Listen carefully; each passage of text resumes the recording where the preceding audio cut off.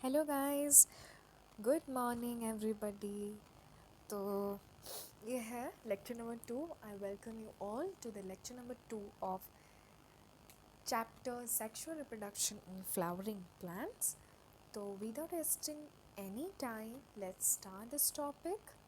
और ये टॉपिक बहुत ज़्यादा इम्पॉर्टेंट है आप लोगों के बोर्ड्स के लिए, बहुत ही ज़्यादा इम्पॉर्टेंट है ये layers. And mind my words, इससे क्वेश्चन ज़रूर आएंगे। तो पहला वाला जो वॉल है, लेयर है, वो है एपिडर्मिस। एपिडर्मिस को मैंने मेंशन किया है बहुत अच्छी तरीके से, आप देख पा रहे हैं एपिडर्मिस को लेबलिंग अच्छे से किया है और मेंशन किया है। Epidermis, endothecium, middle layer, tapetum, ये चारों वर्ल्स हैं बहुत इम्पॉर्टेंट। उसके बाद सबके फंक्शंस जान लेते हैं और सब क्या क्या करता है। ये जो पहला वाला एनसीईआरटी में बहुत क्लियरली मेंशन किया गया है ये वर्ल्स के बारे में, और ये बताया गया है कि ये वर्ल्स जो पहला जो 3 वर्ल है, मतलब एपिडर्मिस, एंडोथेशियम और मिडिल लेयर, ये जो पहला 3 वर्ल हैं, they perform the function of protection and help in dehiscence of anther to release the pollen. ठीक है, dehiscence और protection है दो key words, you have to remember this. ये जो पहला वाला 3 वर्ल है, ठीक है, ये जो 3 वर्ल हैं उनका क्या फंक्शन है? उनका फंक्शन है प्रोटेक्शन एंड dehiscence। ये है दो फंक्शन इनका, प्रोटेक्शन एंड डेहिसेंस। और जो चौथा वॉल है वेरी इंपॉर्टेंट, इसका क्या फंक्शन है? नरिशमेंट। ये जो मैं लिख रही हूँ ये है कीवर्ड्स, आपको ये एग्ज़ाम के टाइम में बहुत ही ज़्यादा मदद करेगा ये कीवर्ड्स, ताकि आप सारे चीज़ें, हम बहुत सारी चीज़ें आपको पढ़ के जाना है एग्ज़ाम में, तो हर चीज़ें हम याद नहीं रख सकते। ये आप एक शॉर्ट नोट या स्टिक नोट में चिपका कर लिख कर आप याद कर सकते हैं, बहुत ज़्यादा फ़ायदेमंद होगा और it will be really really helpful. Mind my words. और अगर आप ये बनाना चाहते हैं बना लीजिए, बेसिक से है पूरा, ठीक है। तो ये PYQs में भी, नीट में भी बहुत बार आ चुका है ये वर्ल्ड्स पे क्वेश्चंस। अगर कोई बोर्ड्स के साथ साथ कॉम्पिटिटिव एग्ज़ाम्स, नीट की तैयारी भी कर रहे हैं, डॉक्टर बनने की तैयारी, तो वो लोग भी इस क्वेश्चन को एक इम्पॉर्टेंट क्वेश्चन की तरह ले सकते हैं। बहुत बार आ चुका है PYQ। Basically the most important is tapetum, the 4th number word, ठीक है। और उसके बाद चलते हैं एक एक करके, सारे वर्ड्स को डिटेल में जानेंगे एक एक करके, ठीक है। तो ये स्पेसिफिकली मैंने मेंशन किया है एपिडर्मिस, एंडोथेशियम और मिडिल लेयर के नोट्स। एपिडर्मिस है आउटर मोस्ट, सारे एक एक करके मैं एक्सप्लेन कर रही हूँ। एपिडर्मिस है the outer most layer, it is protective in nature, जैसे स्किन हमारा आउटर मोस्ट होता है और वो हमें प्रोटेक्शन देता है, वैसे ही एंथर्स के लेयर्स में सबसे आउटर मोस्ट पार्ट है एपिडर्मिस, और एपिडर्मिस देता है प्रोटेक्शन। 2N है उसका प्लॉइडी नेचर, इसलिए लिख रही हूँ ploidy nature, you will understand when you come to the last part, when you will come to the tapetum part, you will understand क्यों मैं 2N मेंशन करी हूँ, ठीक है। Ploidy nature is 2N, single layer.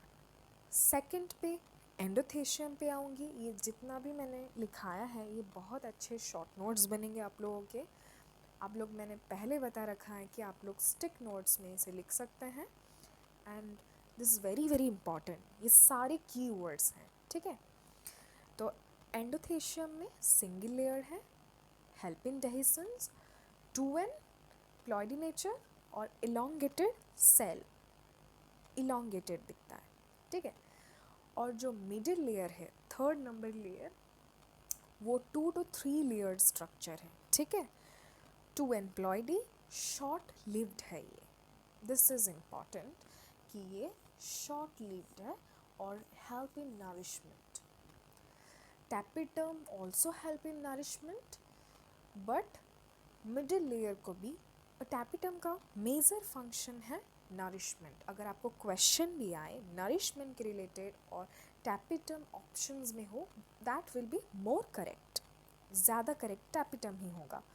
और middle layer जो है वो भी कुछ हद तक नरिशमेंट में हेल्प करता है। तो I think this is very clear. और जो लास्ट वर्ड है वो मैं एक इसी बोर्ड पर सिर्फ टैपिटम का लिखा जाएगा इसके बाद, क्योंकि that is the most important, right. अभी मैं लिखवा रही हूँ, ये 3 आप लोग लिख लीजिए, कंप्लीट कर लीजिए, उसके बाद मैं टैपिटम पे जाऊँगी।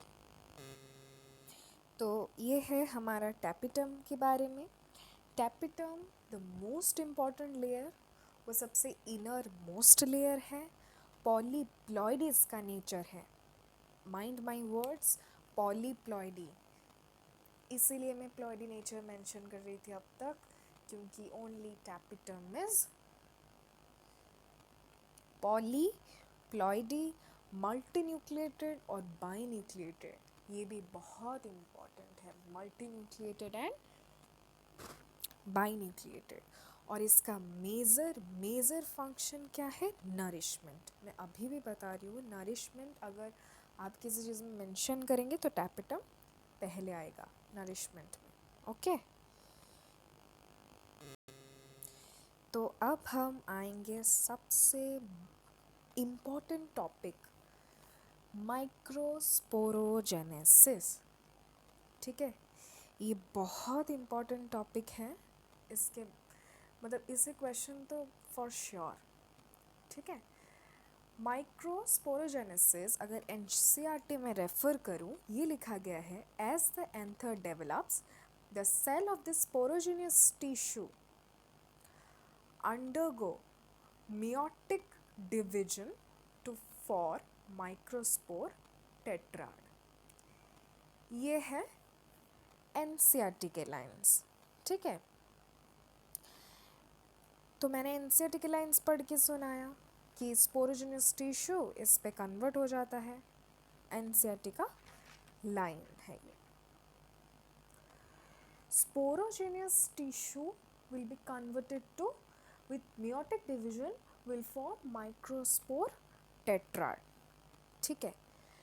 पर मैंने जो फ्लो चार्ट आपको दिया था कल, आपको याद होगा फ्लो चार्ट में मैंने क्या मेंशन किया था?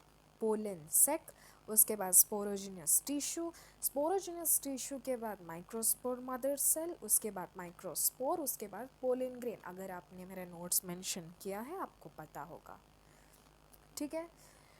तो when I'll come to this division kind of questions और flow chart, बच्चों को 2 चीज़ों में बहुत सारा confusion जो बेसिक से पढ़ रहे होंगे उनको होगा। Meiosis is always reductional division। Meiosis आप सोचोगे दिमाग में तो reductional division मैंने लिखा हुआ है, और माइटोसिस है इक्वेशनल डिविजन, अंडरस्टूड। इतना मैंने मेंशन भी कर लिया, डाउट भी ख़त्म हो गया। उसके बाद आता है माइक्रोस्पोरोजेनेसिस। माइक्रोस्पोरोजेनेसिस का डेफिनेशन मैंने बता दिया, ये होता क्या है। एमएमसी और पीएमसी भी आप बुला सकते हो। MMC is microspore mother cell. Ploidy nature मैंने नोट्स पे बोर्ड पे आप देख रहे हैं मेंशन किया है 2n प्लॉइडी नेचर है। उसके बाद एमएमसी अंडरगोज मियोसिस 1, ऊपर लिखा है मियोसिस इज रिडक्शनल डिविजन, इसीलिए 2n कन्वर्ट हो गया n पे, आपको दिखा 2n कन्वर्टेड इनटू n। उसके बाद इसके फिर हम एक बार और करेंगे मियोसिस 2। सीक्वेंस याद रखना है, माइक्रोस्पोरोजेनेसिस एंड मेगास्पोरोजेनेसिस जब आएगा आपको ये सीक्वेंस याद होना चाहिए, ठीक है। माइक्रोस्पोरोजेनेसिस का सीक्वेंस क्या है? मियोसिस 1 पहले, एक बार मियोसिस 1, उसके बाद मियोसिस 2, उसके बाद माइटोसिस आएगा, ठीक है, ये है sequence. Again I am mentioning it, पहले मियोसिस 1 एक बार हुआ, फिर मियोसिस 2 एक बार होगा, उसके बाद माइटोसिस होगा, इक्वेशनल डिवीजन। ठीक है, माइटोसिस होगा तो कंप्लीट होगा प्रोसेस। माइक्रोस्पोर का प्लॉइडी, लास्ट में माइक्रोस्पोर बनेगा, उसका प्लॉइडी होगा एन। 2n से स्टार्टिंग होगा एमएमसी से, 2n एंड होगा टेट्राड फॉर्मेशन से। टेट्राड मीन्स 4, माइक्रोस्पोर 4 बनेंगे टेट्राड में, N N N N, tetrad. आपको कंफ्यूजन हो गया होगा, मैं फिर से बता रही हूँ कि माइक्रोस्पोरोजेनेसिस का प्रोसेस में 3 स्टेप में आपको जाना है। मियोसिस 1 पहले करेंगे, उसके बाद मियोसिस 2 करेंगे, उसके बाद आप माइटोसिस करेंगे।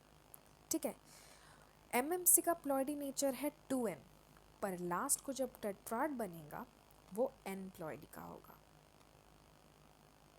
ठीक है, n प्लॉइडी का होगा। और उसके बाद हमारा माइक्रोस्पोर से फॉर्म होगा पोलिन ग्रेन। मैंने पहले ही मेंशन किया है, माइक्रोस्पोर से होगा pollen grain. Pollen grain very very important, mention कर लीजिए। Pollen grain is also called as male gametophyte. ठीक है, आपने देखा मैंने एमएमसी किया, मियोसिस, मियोसिस रिडक्शनल डिवीजन, उससे पूरा डायरेक्ट प्रोसेस में हमने टेट्राड बनाया, टेट्राड माइक्रोस्पोर। ठीक है, बना। अब उसके बाद में और एक फ्लो चार्ट देती हूँ, आप उस फ्लो चार्ट से पूरा क्लियर हो जाओगे। ठीक है, तो ये है आपके सामने और एक फ्लो चार्ट जिससे आप पूरा क्लियर हो जाओगे। माइक्रोस्पोरोजेनेसिस का पूरा प्रोसेस क्लियर हो जाएगा। MMC microspore mother cell 2n ploidy है, दिस विल अंडरगो मियोसिस 1 और मियोसिस 2। मैंने पहला फ्लो चार्ट में पूरा मेंशन किया है, मियोसिस 1 मियोसिस 2। उसके बाद फॉर्मेशन होगा टेट्राड का, एन प्लॉइडी का, tetrad formation of microspore, microspore tetrad, उससे फॉर्म होगा pollen grain. Pollen grain n ploidy का है, वो माइटोसिस अंडरगो करेगा, मेल गैमेट फॉर्मेशन करेगा। और पोलेन ग्रेन को मेल गैमेटोफाइट इसीलिए कहते हैं, male gametophyte means it carries male gamete, इसीलिए पोलेन ग्रेन बहुत इम्पॉर्टेंट है। किस लिए इम्पॉर्टेंट है? क्योंकि it carries male gamete, gametophyte means gametes को जो कैरी करता है, और mail gametophyte means male gamete. So simple. This flow chart will also help you. और इसी के साथ मतलब हंसते खेलते जैसे हमारा कंप्लीट हो गया पूरा प्रोसेस। और जैसे कि मैंने पहले बताया, मेरे लेक्चर्स में basically short notes and flow chart आपको पूरे चैप्टर का जिस्ट दे देंगे। इतना इतना लिखा हुआ है पर कुछ नहीं है, एग्ज़ाम में जितना आता है। और pollen grain is known as male gametophyte, ये तो नीट का फेवरेट क्वेश्चन है, आता ही आता है। पोलेन ग्रेन, गैमेटोफाइट का मतलब मैंने समझा दिया, जो गैमेट कैरी करता है। Pollen grain male gametophyte carries male gamete. That's it for today's class. I think मैं ऐसे शॉर्ट लेक्चर इसीलिए डालती हूँ कि आप क्विकली रिवाइज कर लो कुछ कॉन्सेप्ट।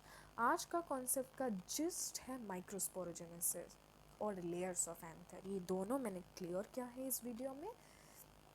Love you guys. जो भी समय देकर इतने समय मेरे बात को सुने हैं क्लियरली, उनको फ़ायदा ही फ़ायदा होगा, ये मेरा प्रॉमिस है।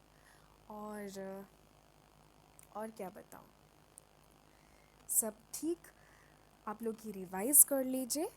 ठीक है, ये पहला सेशन ये सब चल रहा है, बहुत नया है मेरे लिए जर्नी, पर ट्राई कर रही हूँ आपको लेक्चर्स प्रोवाइड करना। डेली ट्राई करूँगी कि मैं प्रोवाइड कर लूँ लेक्चर्स।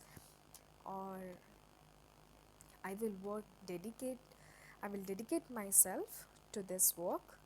और जितना मेरे से हो सके मैं दूंगी आप लोगों को। और नेक्स्ट क्लास जो होगा, नेक्स्ट लेक्चर पोलन ग्रेन का बेसिक होगा। पोलन ग्रेन में पूरा समाप्त करूंगी।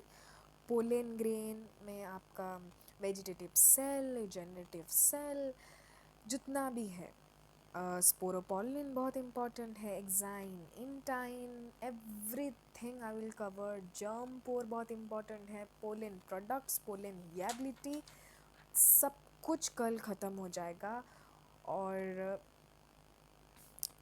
पोलन का पूरा, पोलन बैंक, क्रायो प्रिजर्वेशंस, और -196 डिग्री सेल्सियस जितना भी है, लिक्विड नाइट्रोजन, जितना ये जितना मैं बता रही हूँ सब बहुत इंपॉर्टेंट है। So thank you guys, thank you very much for listening me. Bye bye, love you guys, stay tune. Lecture 3 भी आता है। लेक्चर 3 का जिस्ट क्या होगा, पोलन ग्रेन पूरा समाप्त कर लेंगे, ठीक है। Bye bye.